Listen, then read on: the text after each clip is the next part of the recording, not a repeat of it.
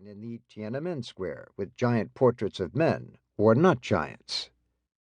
The personality cult, a cult of devils as well as heroes, thrives in both East and West. The crisis of leadership today is the mediocrity or irresponsibility of so many of the men and women in power. But leadership rarely rises to the full need for it. The fundamental crisis underlying mediocrity is intellectual. If we know all too much about our leaders, we know far too little about leadership. We fail to grasp the essence of leadership that is relevant to the modern age, and hence we cannot agree even on the standards by which to measure, recruit, and reject it.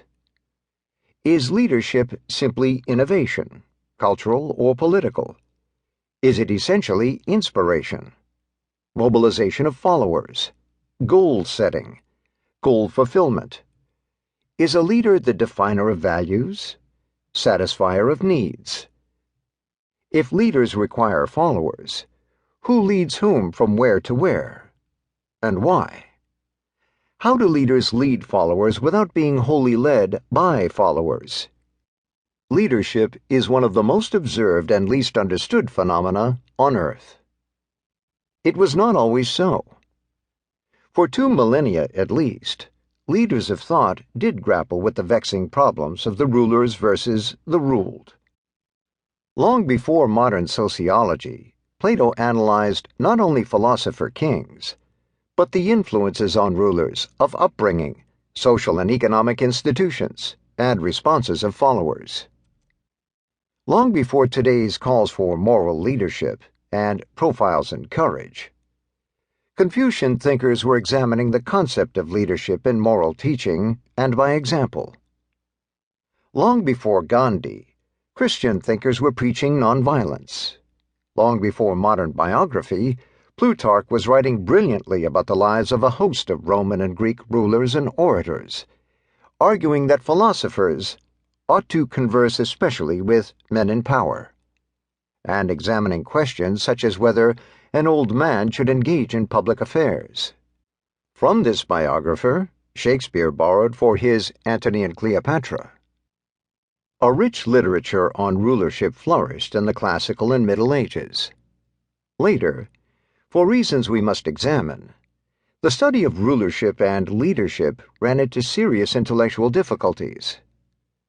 Leadership as a concept has dissolved into small and discrete meanings. A recent study turned up 130 definitions of the word. A superabundance of facts about leaders far outruns theories of leadership. The world-famous New York Public Library has tens of thousands of biographies, monographs, and newspaper clippings on individual political leaders, but only one catalog entry to political leadership, referring to an obscure politician of 40 years ago. There is, in short, no school of leadership, intellectual or practical. Does it matter that we lack standards for assessing past, present, and potential leaders? Without a powerful modern philosophical tradition, without theoretical and empirical accumulation, without guiding concepts, and without considered practical experiences, we lack the very foundations for knowledge of a phenomenon. Leadership in the arts, the academy, science, politics, the professions, war, that touches and shapes our lives.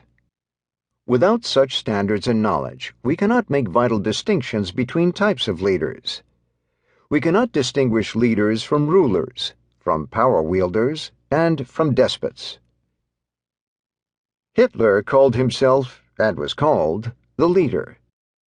His grotesque Führerprinzip is solemnly examined as a doctrine of leadership. But Hitler, once he gained power and crushed all opposition, was no leader. He was a tyrant.